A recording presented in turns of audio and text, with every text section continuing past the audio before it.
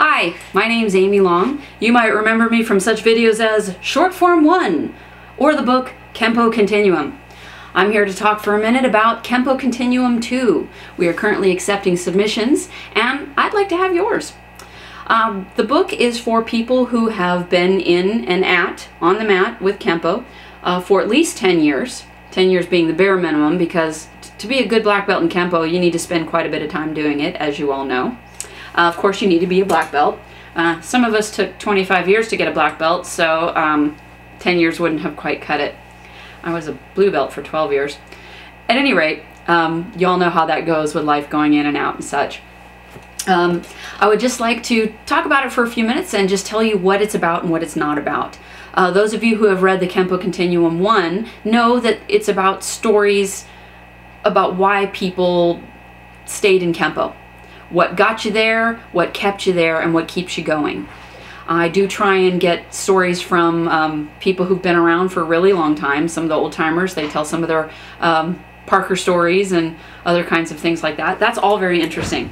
I'm interested in getting some stories from people who've been around for a long time. I don't know all the old folks, so if you have, no offense, if you know of some of those people that think really ought to be included, let me know and I will see about inviting them, because the first book had a lot of guests in it and people who have been around since the beginning of time.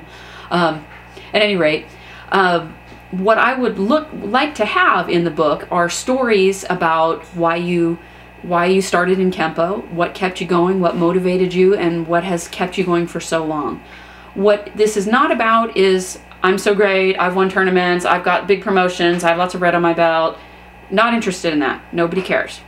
I don't mean that to be mean, but that just comes across as being horn-tooting and full of yourself and stuff. And what I hear from a lot of people is, oh, I like to keep a low profile, I don't really like to talk about myself, etc., etc.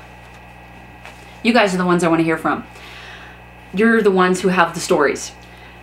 Tell me, what got you into Kenpo? I know I got into Kenpo because I love Kenpo.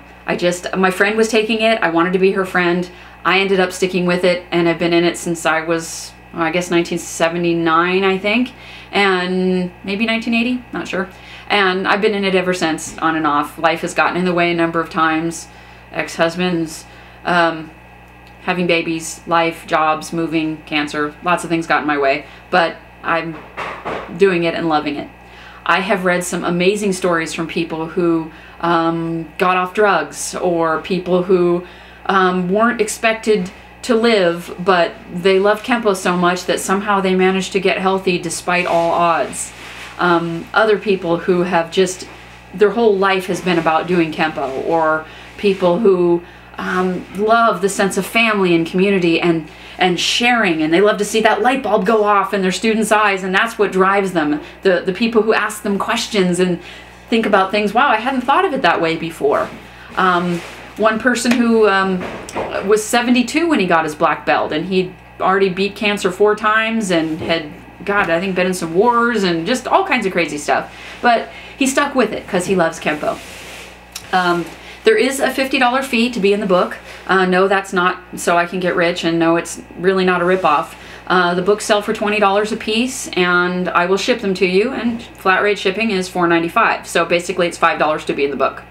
I also have to pay for the ISBN number, the freight and shipping it over. I have to pay someone for layout, other kinds of stuff. I'm not doing this to make a bunch of money. I'm doing this because I love Kenpo. I want to hear the stories of the roots of Kenpo. We know the part that started with Parker, and I'm not talking about Kenpo that was, you know, it did go back to Chow and before that. I'm mostly talking about from roughly around the time of Parker forward. Kenpo has branched off in a bunch of different directions. It's gone, the Tracy started a thing, there was Traco, there was Senpai Kenpo, there's all different branches and versions and varieties and styles. It all starts from the same trunk, and there's many different branches.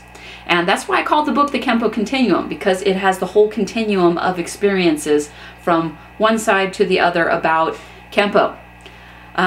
Please consider submitting your story. The book website is www.kenpo, K-E-N-P-O, Continuum, C-O-N-T-I-N-U-U-M.com.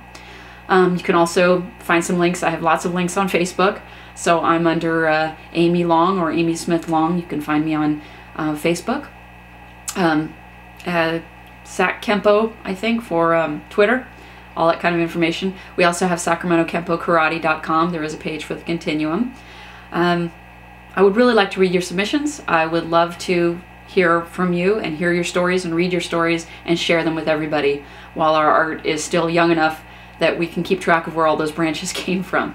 Because as people get old and die off, the stories change. I want to hear it from the horse's mouth or hind end, depending on who's telling the story.